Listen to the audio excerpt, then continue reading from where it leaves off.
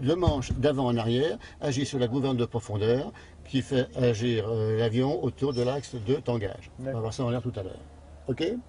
On a également... Présentation rapide de l'appareil à ce novice. Victor, attiré par l'aviation, effectue aujourd'hui son baptême de l'air, encadré par un ancien pilote d'Air France, Michel. Donc en vol et à la première leçon, on va commencer à montrer à l'élève à quoi servent les commandes.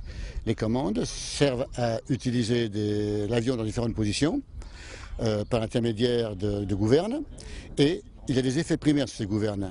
Il y a 3 axes sur un avion: axe de roulis, axe de lacet et axe de tangage. On retrouve un peu ce qu'on retrouve dans la marine d'ailleurs. Eh bien, on va lui montrer à quoi servent les commandes et comment elles font fonctionner l'avion. Les choses sérieuses peuvent commencer. Bah là, je suis serein, prêt à partir. Allez, on y va, c'est parti.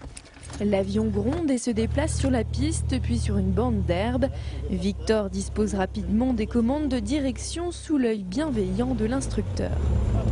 Ne va pas dans la balise, hein, on revient vers le sol, voilà. L'avion finit par décoller. Dans les airs, la leçon se poursuit. Victor bascule le manche à gauche, puis à droite lui-même pour comprendre les réactions de l'avion. Il commence même à gérer lui-même la vitesse de l'engin. Voilà, tu réduis, voilà, comme ça. Pareil, en même temps, regarde devant, parce que tu vas jamais à gauche, là. Là, il va réduire doucement sa vitesse. Après quelques minutes de vol, l'atterrissage en duo et en douceur. Alors, c'était comment ? Bah, c'était super, je me suis bien amusé, puis on a pas mal de sensations dans les airs. D'abord, j'étais relativement surpris, bien surpris, du fait qu'il avait tout de suite compris ce qu'on lui demandait. Et dès le décollage, je laissais prendre le manche pour qu'il tienne les ailes horizontales de l'avion, et d'une façon instinctive, ce qui est quand même assez, non pas rare, mais assez peu fréquent, il a réussi à comprendre, sans même que je lui explique à quoi servait le manche, instinctivement à tenir ses ailes horizontales pendant toute la montée.